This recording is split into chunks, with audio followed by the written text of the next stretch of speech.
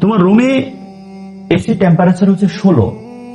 তোমাকে প্রশ্ন, পুরো রুম কিন্তু অনেক ঠান্ডা, বাট তোমাকে যদি কোনো প্রশ্ন করা হয় তুমি ঘামিয়ে যাচ্ছ, ঘেমে একাকার, তোমার বডিতে নর্মালি কোনো ভাইব্রেশন হয় না, বাট তোমাকে প্রশ্ন করা হলে তুমি কম্পিত হও, মনে যেন তোমার পুরো বডিতে সারা বাংলাদেশের না সারা বিশ্বের ভূকম্পন শুরু হয়ে যায়।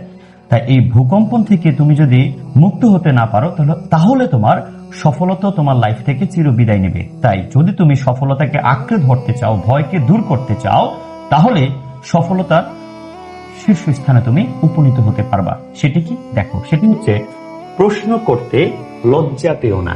তুমি প্রশ্ন করবা, আবার আমি তোমাকে যদি উল্টো প্রশ্ন করি ভয় পেও না। তুমি ওভার কনফিডেন্স নিয়ে প্রশ্ন করতে হবে।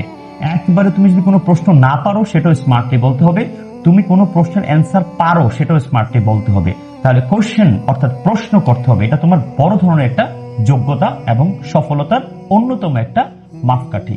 দেখো এই মাপকাঠিতে কি আছে দেখো তো, যেখানে বুঝতে সমস্যা হয় শিক্ষক বা বন্ধুদের কাছে জিজ্ঞেস করে নাও। প্রশ্ন করলে জ্ঞান বাড়ে, কারণ প্রশ্নের উত্তরের চেয়ে প্রশ্ন করাটা কিন্তু অত্যন্ত জটিল। তাই তুমি প্রশ্ন করবা সাবলীল ভাবে, গুছিয়ে প্রশ্ন করবা। তুমি যত কোশ্চেন করবা, যত প্রশ্ন করবা, তুমি তত বেশি জানতে পারবা। কারণ প্রশ্ন করেন যিনি, তিনি কিন্তু তোমার চেয়ে অনেক বেশি ট্যালেন্ট হয়, কারণ উত্তরটা মাথায় রেখে কোশ্চেনটা করা হয়। তাই প্রশ্ন করার ক্ষেত্রে কখনো হীনমন্যতা হওয়া যাবে না, অথবা সংকোচ বোধ করা যাবে না। প্রশ্ন করতে হবে অধীর আগ্রহ নিয়ে, তাহলে সফলতাও অধীর আগ্রহ নিয়ে তোমার চারপাশে ঘেরাও করে ফেলবে।